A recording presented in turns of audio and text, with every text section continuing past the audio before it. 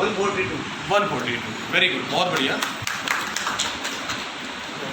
और प्रयास जारी होंगे, कुछ और भी करो, ठीक है। उस स्कूल में ऐसे प्रिंसिपल ने who is on the verge of retirement, वो स्ट्रेंथ उस स्कूल में बहुत ज़्यादा बढ़ी है। तो हम अपने स्कूलों में स्ट्रेंथ को, एनरोलमेंट को क्यों नहीं बढ़ा सकते हैं, बशर्ते हमारी एनरोलमेंट बढ़ गई है, इट मींस हमारे से एक्सपेक्टेशन भी बढ़ी है, और उन एक्सपेक्टेशन पर हम खरा उतर पाएंगे कि नहीं उतर पाएंगे। ऐसा ना हो कि आज तो हमारे पास बच्चे एडमिशन करा दिया है क्लिनिक्स में, और आने वाले महीने के बाद उनको लगे कि ये हमारे, अपना थोड़ा सा विश्वास जागृत करें, उसको लगे कि भाई ये हमारे बच्चों के बेनिफिट के लिए, उनके भविष्य के लिए ही है, यही काम कर रहे हैं। कुछ हमारे विद्यालयों ने स्ट्रेंथ तो बढ़ाई है, वहीं कुछ घटी है, तो जिन्होंने बढ़ाई है उससे हम मोटिवेशन लेके हम उसमें कुछ काम कर सकते हैं। नेक्स्ट सर, है ना ऐसे स्कूल, पता किसी स्कूल का नाम? साथ में का, और बिलासपुर भी है, और कोई हमारे बयाना सीनियर सेकेंडरी स्कूल में जो भी मॉडल संस्कृति,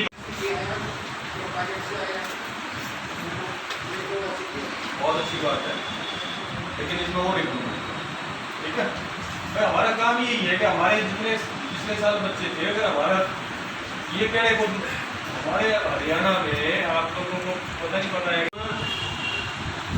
समय पे नहीं कर पाते ना, और नहीं कर पाते इसलिए हमारे को सुननी पड़ती है।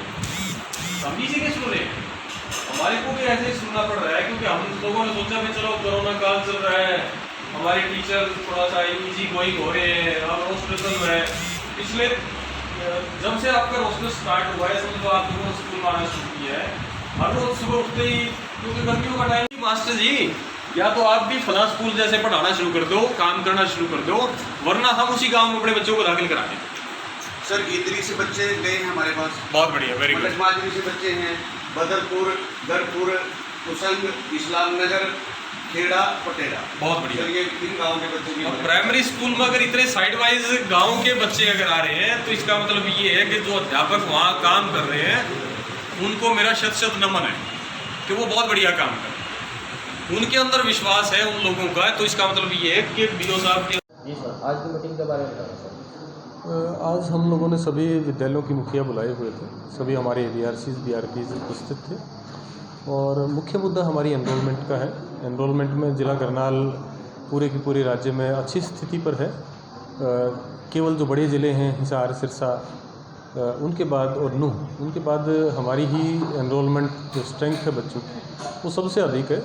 लेकिन फिर भी गत वर्ष की अपेक्षा कुछ कक्षाओं में हमारी जो छात्रों की संख्या थी वो कम थी, विशेष रूप से पहली कक्षा में, छठी में, और हमारी 11वीं कक्षा में।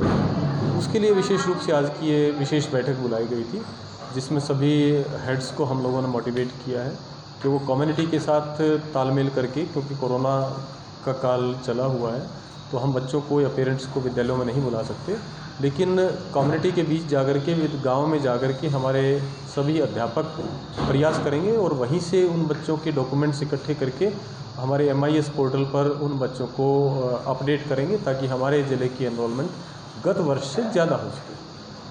तो कारण क्या रहते हैं कि बच्चे सरकारी स्कूल की तरफ, प्राइवेट की तरफ ज़्यादा जाना पसंद करते हैं? नहीं, ऐसा नहीं है। हमारे विशेष रूप से हमारे ज़िले में भी लगभग 2500 बच्चे प्राइवेट स्कूलों से आए हैं। केवल पहली कक्षा में थोड़ा सा इशू रहा कि पीछे बंद था, स्कूल बंद थे, और क्योंकि वो पहली कक्षा के बच्चे तो सीधे के सीधे आने थे विद्यालय में, और हमारे अध्यापकों का भी रोस्टर था, अब रोस्टर भी ख़त्म हो गया, सभी अध्यापक हमारे विद्यालयों में जाएंगे, और मुझे पूर्ण विश्वास है कि अगले 1 सप्ताह में हमारी एनरोलमेंट प्रथम कक्षा में भी, और जो छठी कक्षा की उसमें तो हम थोड़ा सा ही पीछे थे, वो तो लगभग 2 ही दिन में हम पूरा कवर कर लेंगे, उसी प्रकार से 11वीं में। और मुझे पूर्ण उम्मीद है कि नेक्स्ट इस वीक में हमारी एनरोलमेंट पिछले साल से भी ज़्यादा हो जाएगी। तो रिजल्ट का कैसे आपकी बार जैसे परिणाम हमारा 10वीं का 12वीं का 100% रहा, तो क्योंकि स्थिति ऐसी थी कि इसमें मजबूरी थी कि बोर्ड के पास और कोई रास्ता शायद नहीं था। लेकिन हम उनके भी लिए भी कोशिश करेंगे कि जो बच्चे 10वीं से 11वीं में आए हैं वो इस साल और भी ज़्यादा मेहनत करें, प्रयास करें। ऑनलाइन क्लासेस लगाने के लिए हमारे बहुत से अध्यापक ट्रेंड हो चुके हैं, कुशल हो चुके हैं और वो बहुत बढ़िया अच्छी प्रकार से पढ़ा सकते हैं, बशर्ते बच्चे उसमें ध्यान दें। कुछ बच्चों के पास पिछले साल एंड्रॉयड फ़ोन नहीं थे, उसकी संख्या में भी बढ़ोतरी हुई है, काफ़ी बच्चों के पास एंड्रॉयड फ़ोन आ गए हैं अब। तो मुझे लगता है कि इस साल हम और बढ़िया प्रयास कर पाएंगे ई लर्निंग में। और मुख्यमंत्री महोदय ने जो ई विद्यालय का और मुख्यमंत्री दूरवर्ती शिक्षा का जो कार्यक्रम चलाया है, उस कार्यक्रम का भी समुचित उपयोग हो रहा है और भरपूर फ़ायदा हमारे बच्चे और अध्यापक उसका लाभ उठा रहे हैं। तो शिक्षा विभाग की बात की जाए तो उनकी शिक्षक कम है अभी अपने यहाँ पर, क्या पूरे हैं? नहीं, शिक्षक की कुछ विद्यालयों में थोड़ी सी दिक्कत है रैशनलाइजेशन के कारण से, और वो विभाग बहुत जल्द ऑनलाइन ट्रांसफ़र प्रक्रिया को लागू करने जा रहा है, संभवतः इसी महीने में शुरू हो जाएगी और उसके बाद मुझे नहीं लगता कि कोई इस प्रकार की दिक्कत आएगी। अगर एक आध विद्यालय में कोई दिक्कत है तो ऑनलाइन प्रशिक्षण चल रहा है, तो हम लोग कोशिश करेंगे कि दूसरे विद्यालय का शिक्षक उस स्कूल से जुड़े, उन बच्चों से जुड़े और उनकी पढ़ाई में किसी प्रकार की बाधा उत्पन्न ना हो। तो कोई गाइडलाइन नहीं है सरकार की, जैसे स्कूल खोलने की है अपना? अभी विद्यालय खोलने की अभी किसी प्रकार की कोई गाइडलाइन नहीं आई है, लेकिन सभी अध्यापक विद्यालयों में जाएंगे और विद्यालय में जाएंगे तो अभी सभी बच्चों से वो संपर्क स्थापित करेंगे, एक एक बच्चे के साथ संपर्क स्थापित करेंगे, उनकी हेल्थ इश्यूज़ के बारे में, स्वास्थ्य के बारे में, उनकी शिक्षा के बारे में, पढ़ाई के बारे में पूरे के पूरे उनके साथ संपर्क में रहेंगे, ताकि वो इस साल उनकी पढ़ाई में किसी प्रकार की दिक्कत ना हो। शुभ नाम? रोहतास वर्मा, जिला मौलिक शिक्षा अधिकारी।